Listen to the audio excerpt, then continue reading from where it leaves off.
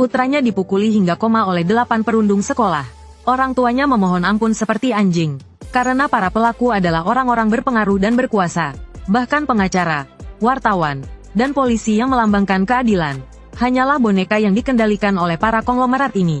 Sang ibu terpaksa membagikan selebaran untuk mengungkap kejahatan mereka. Namun, sekolah tidak dapat memberikan tanggapan yang positif karena tekanan. Orang tua yang putus asa akhirnya membakar diri di jalan sebagai bentuk protes.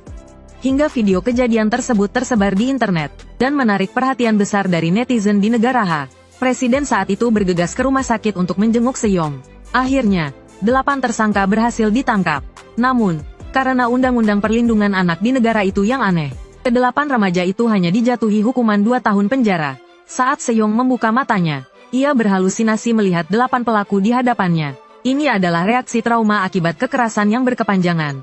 Tubuh Seyong gemetar tak terkendali. Dokter menyuntikkan banyak obat penenang untuk menenangkannya.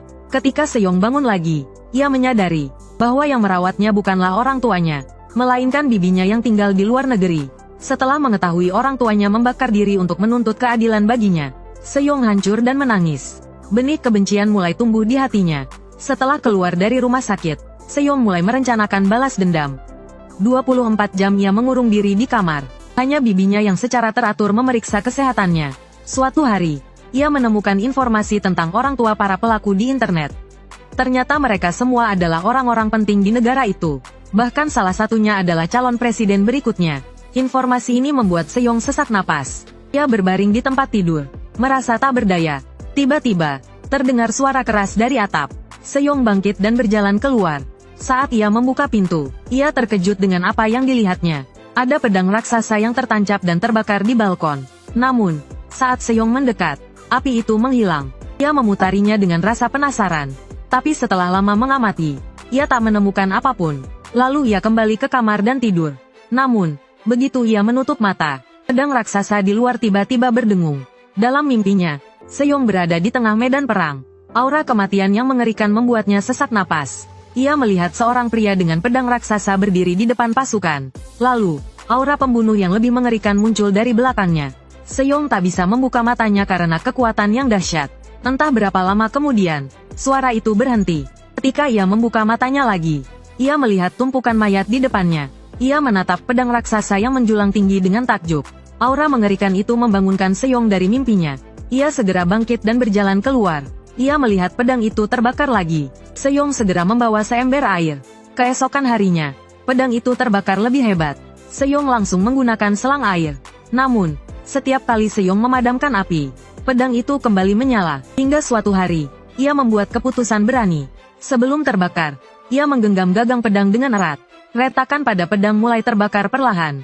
Api yang berkobar menyambarnya. Detik berikutnya, beberapa cahaya api melesat ke langit.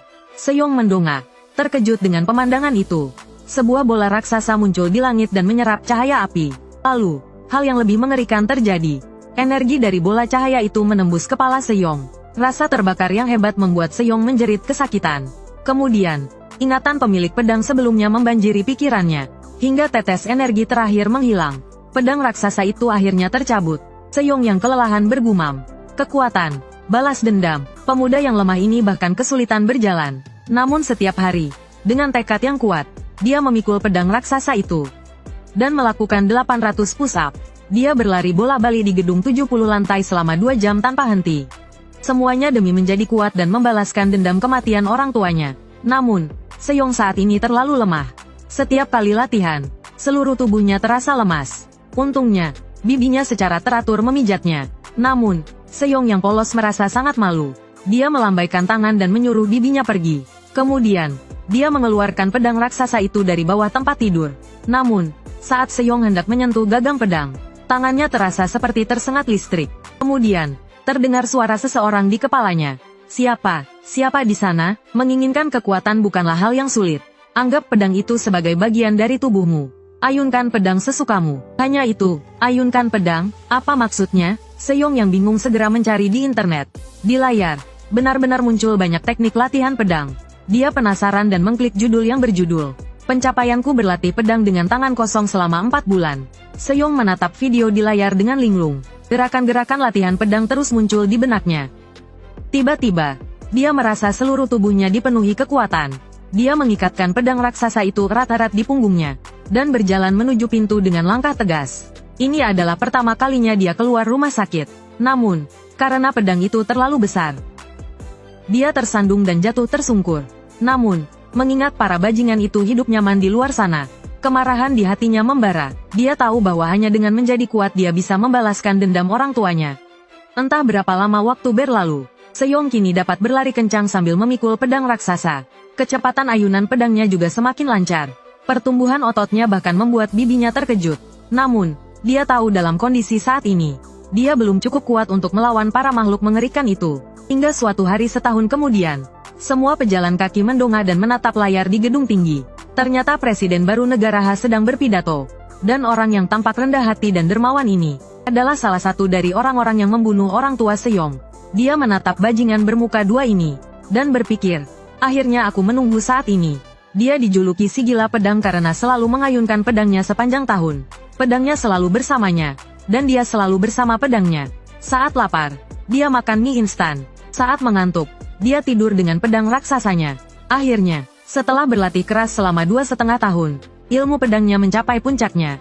Saat ini, pintu rumahnya dikepung oleh sekelompok pria kekar. Setelah pria berambut ekor serigala yang memimpin mereka memberi perintah, mereka menyerbu masuk seperti serigala buas. Namun, sedetik kemudian, pria berambut ekor serigala itu tertegun. Kemudian, Seyong terlihat membungkuk dan keluar, menatap pria yang tampak seperti binatang buas di hadapannya. Seyong tidak memberinya kesempatan untuk bereaksi. Bang-bang menghajarnya habis-habisan dengan tinjunya. Jeritan keras itu membuat seorang ibu yang sedang olahraga pagi curiga. Polisi yang menerima laporan segera tiba di tempat kejadian. Saat pintu dibuka, mereka gemetar ketakutan melihat tubuh Seyong. Dan yang lebih mengerikan lagi, ada sekelompok pria pingsan tergeletak di balkon. Saat seorang polisi muda menginterogasi Seyong, rekannya menerima telepon dari atasan untuk mundur. Orang itu adalah salah satu dari mereka yang membunuh orang tua Seyong. Kabar itu dengan cepat sampai ke 8 pemuda yang melakukan kekerasan tersebut. Untuk segera menghabisi Seyong, mereka menyewa pembunuh bayaran top Jepang dengan harga mahal. Saat ini, keduanya telah sampai di depan pintu Seyong. Pria botak itu bersiap mendobrak pintu. Tapi sedetik kemudian, pria botak itu tertanam di pintu besi akibat satu pukulan. Dari belakang, Jianta mencoba menyerangnya secara diam-diam. Namun, Seyong tidak bereaksi sama sekali saat ditinju. Dalam sekejap, pembunuh bayaran top Jepang itu dikalahkan dengan mudah. Saat itu, pria botak itu baru berhasil melepaskan diri dari pintu. Tapi Seyong tidak menyerangnya lagi, karena dia akan membawa pria botak itu langsung ke sarang musuh. Namun, penampilan Seyong terlalu mencolok. Begitu sampai di lantai bawah villa, dia menarik perhatian warga. Bahkan ada yang iseng memulai siaran langsung. Hal ini membuat orang-orang di dalam rumah merasakan aura kematian. Mereka mulai melarikan diri, tapi tanpa disangka, si rambut pirang bertemu langsung dengan Seyong. Dia langsung mengikat si rambut pirang. Segera, banyak mobil polisi dan pesawat tempur tiba di tempat kejadian. Kapten polisi memperingatkan Seyong untuk memastikan keselamatan sandera. Dia adalah putra pria itu. Tapi Seyong tidak gentar menghadapi semua ini. Dia hanya berkata dengan tenang, "Aku Kang Seyong, aku kembali." Ini jelas merupakan balas dendam yang paling memuaskan dalam sejarah. Seorang anak laki-laki berusia 10 tahun, di depan 8 miliar orang di seluruh dunia, langsung memenggal kepala putra seorang presiden. Dan Seyong masih memiliki 7 target balas dendam seperti ini. Putri Presiden, Zhang Biqi, Putra Menteri Pertahanan, Xiao Lanzi, dan lain-lain. Meskipun mereka adalah orang-orang yang paling tidak boleh diganggu di negara ini, Seyong bersikeras untuk bertarung mati-matian melawan mereka sebagai manusia biasa. Karena dia bukan lagi pecundang lemah yang bisa diinjak-injak.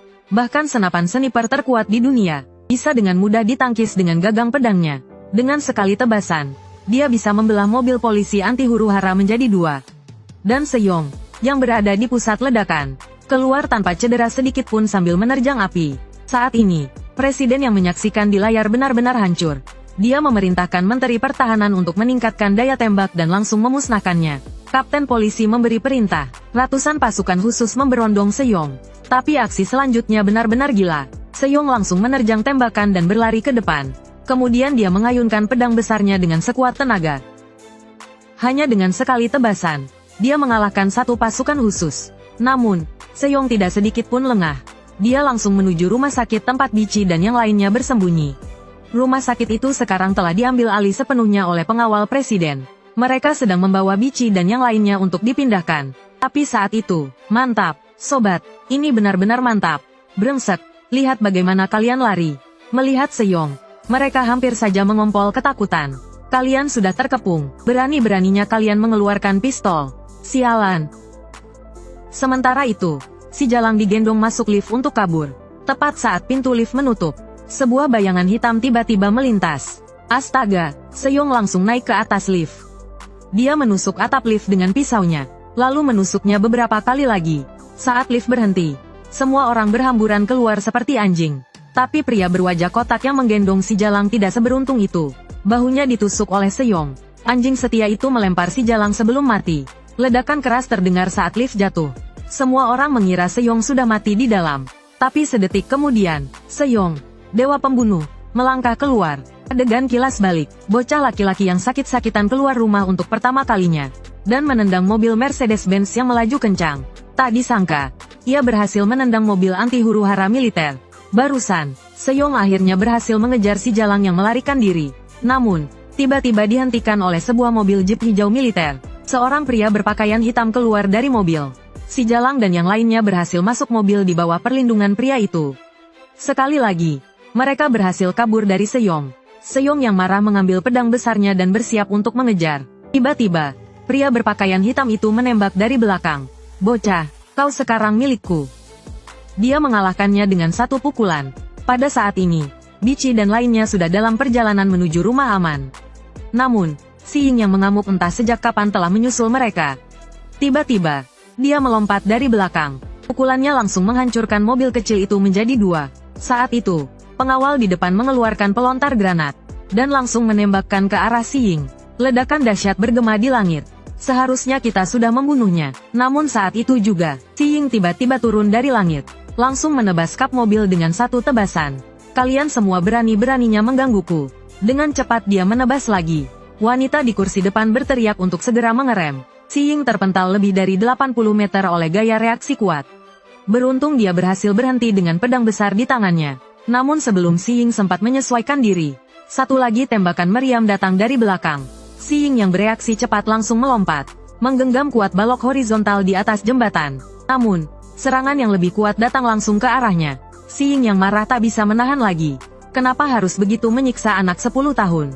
Tubuhnya terlempar seperti peluru menuju kerumunan. Sementara itu, Bici telah menaiki helikopter.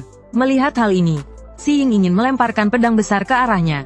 Namun tiba-tiba berhenti di tempat. Suara muncul di dalam kepalanya. Jika kamu melakukannya, kamu akan mati di sini. Meski kecewa, dia tak bisa berbuat apa-apa. Saat itu, di dalam gedung pemerintahan negara H, orang tua dari 7 sampah itu dan para pejabat H sedang mengadakan rapat untuk membunuh si Ying secepatnya. Presiden memerintahkan untuk segera menghapus rekaman siaran langsung di internet, agar dapat membungkam opini publik.